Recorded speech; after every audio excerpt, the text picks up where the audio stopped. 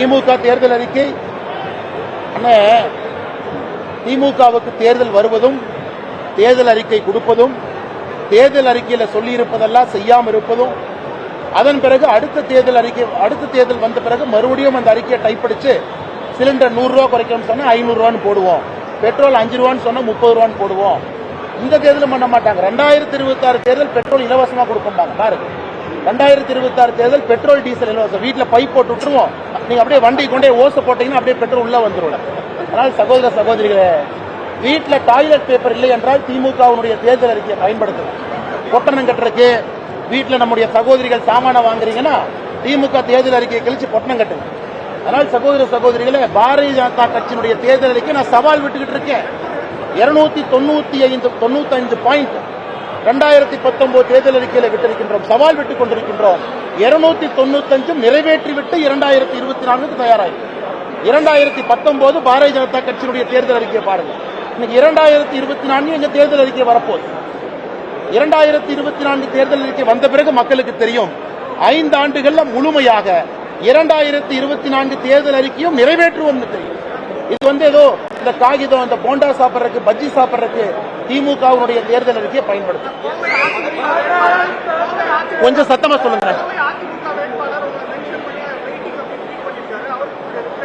எனக்கு இந்த வேட்பாளர்கள் எல்லாம் மரியாதை இருக்குண்ணே. எனக்கு என்ன அவங்களோட சண்டை, எங்களுடைய சண்டை ஏதோ தயவு செஞ்சு இந்த வேட்பாளர்கள், அதிமுக வேட்பாளர்கள், திமுக அவங்க வேட்பாளர், அவங்களோட சண்டை எங்களுக்கு இல்ல.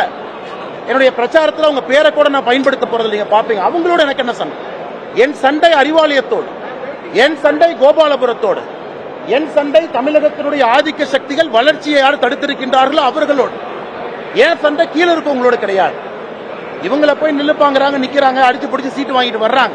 அதனால் சகோதர சகோதரி, இந்த தேர்தல் என்பதை ஏற்கனவே சொன்னேன். கோயம்புத்தூர்ல 3 வேட்பாளர்கள் நிற்கிறாங்க, 3 கட்சி, அவர்களுக்கான சண்டை இல்லை.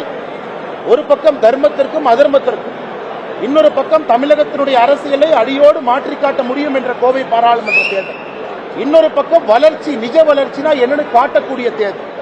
ஆனால் மற்ற வேட்பாளர்கள் என்ன வேணாலும் சொல்லட்டும், எல்லோரின் மீதும் எனக்கு மரியாதை இருக்கு. காரணம், 3 ஆண்டுகளாக கிட்டத்தட்ட 33 மாதமாக நான் சண்டை வேட்பாளர்கிட்ட போட்டேனா, நான் இங்க இருக்கக்கூடிய அதிமுக நிர்வாகிகிட்ட போட்டேனா, இங்க இருக்கக்கூடிய திமுக மாவட்ட செயலாளர்கிட்ட சண்டை போட்டேனா, என் சண்டை என்ன என்பது உங்களுக்கு தெரியும். கோயம்புத்தூர் பாராளுமன்ற தொகுதியினுடைய மக்களுக்கும் தெரியும் அண்ணாமலை அந்த சண்டை என்ன. அதனாலதான் இன்னைக்கு நான் சொல்றேன், எல்லா அமைச்சர்களும் இங்க இருப்பாங்க, பணத்தை கொண்டு வருவாங்க, 100கணக்கான கோடி ரூபாயை கோயம்புத்தூர்ல செலவு பண்ணுவாங்க. ஆனா அண்ணாமலை இன்னைக்கு சொல்றேன், ஓட்டுக்கு 1 ரூபாய் அண்ணாமலை கொடுக்க மாட்டேன். நீங்க பாருங்க, அடுத்த 40 நாள் பாருங்க, ஓட்டுக்கு 1 ரூபாய் கிடையாது, நத்திங். மக்களை நம்பி கோயம்புத்தூரிலிருந்து மாற்றம் ஆரம்ப என்று நம்பி பத்திரிகை நண்பர்கள் பூத கண்ணாடி போட்டு பாருங்க. பாரதிய ஜனதா கட்சி இந்த முறை எதுவும் செலவு பண்ண போறது.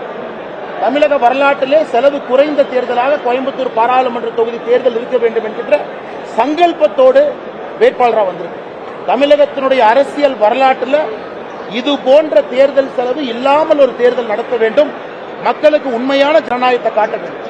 நெக்ஸ்ட் மீடியா நண்பர்கள் சொல்றது, அடுத்த 40 நாட்கள் என்னுடைய பிரச்சாரத்தை, பாரதிய ஜனதா கட்சியினுடைய பிரச்சாரத்தை கோயம்புத்தூர்ல நீங்க பூத கண்ணாடி போட்டு பார்க்கணும். பாரதிய ஜனதா கட்சி ஏதாச்சும் ஒரு மாடல் கூட வயலேஷன் பண்றாங்களா, பூத கண்ணாடி போட்டு பார்க்கணும். நான் சவால் விடுகின்றேன், எதிர்கட்சி நண்பர்கள் 33 மாதமாக சம்பாதிச்ச ஆயிரக்கணக்கான கோடி ரூபாய் பணத்தை கொட்டுங்க, எல்லாத்தையும் இறக்குங்க, எல்லா அமைச்சர்களையும் கொண்டு வந்து கேம்ப் போடும், முதலமைச்சரை தங்க வைங்க. ஆனால் கோயம்புத்தூர் மக்கள் இந்த முறை தமிழக அரசியலுடைய மாற்றத்தை ஜூன் 4ஆம் தேதி கோயம்புத்தூர் பாராளுமன்ற தொகுதியிலிருந்து அதை ஆரம்பிப்பார்கள். அதற்கு நீங்களும் நானும் சாட்சியாக இருப்பேன். நான் ஏதோ பெரிய வேட்பாளர் அப்படிலாம் பார்க்காதீங்க. கோயம்புத்தூரை மக்களை நம்பி அவர்களோடு சேர்ந்து மாற்றம் இங்கிருந்து ஆரம்பிக்க வேண்டும். 2 ஆண்டுகளில் இந்த மாற்றம் தமிழகம் முழுவதும் எடுத்துச் செல்ல வேண்டும் என்பதற்காக இங்கே வந்திருக்கக்கூடிய ஒரு சாதாரண நபராக பாருங்கள்.